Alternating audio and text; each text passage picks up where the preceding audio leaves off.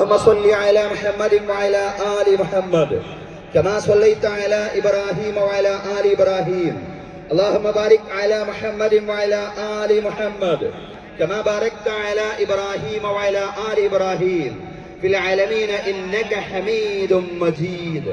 ألا إن خير الحديث كتاب الله وخير الهدي هدي محمد صلى الله عليه وسلم وشر الأمور محدثاتها وكل محدثة بدعة وكل بدعة ضلالة وكل ضلالة في النار.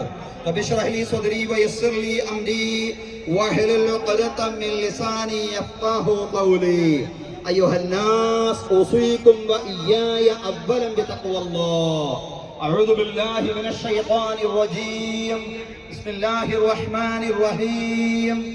يا أيها الذين آمنوا اتقوا الله حق تقاته ولا تموتن إلا وأنتم مسلمون. وقال تعالى أيضا ولا تكونوا كالتي نقضت عزلها من بعد قوة أنكاثا. ബഹുമാന്യരായ സത്യവിശ്വാസികളെ വിശ്വാസിനികളെ, ജീവിതത്തിലെ എല്ലാ മേഖലകളിലും അള്ളാഹുവിന്റെ വിധികളും വിലക്കുകളും പാലിച്ചുകൊണ്ട് അള്ളാഹുവെ സൂക്ഷിച്ചുകൊണ്ട് മുത്തഖീങ്ങളായി ജീവിക്കണമെന്ന് ആദ്യമായി എന്നോടും അനന്തരം നിങ്ങളോടും ഉപദേശിക്കുകയാണ്. എല്ലാവരോടും തഖ്വ കൊണ്ട് വസിയത്ത് ചെയ്യുകയാണ്. അള്ളാഹു തആല നമുക്ക് എല്ലാവർക്കും തഖ്വയും ഈമാനുമുള്ള ജീവിതം നൽകി അനുഗ്രഹിക്കുമാറാവട്ടെ. ബഹുമാന്യരായ സഹോദരങ്ങളെ,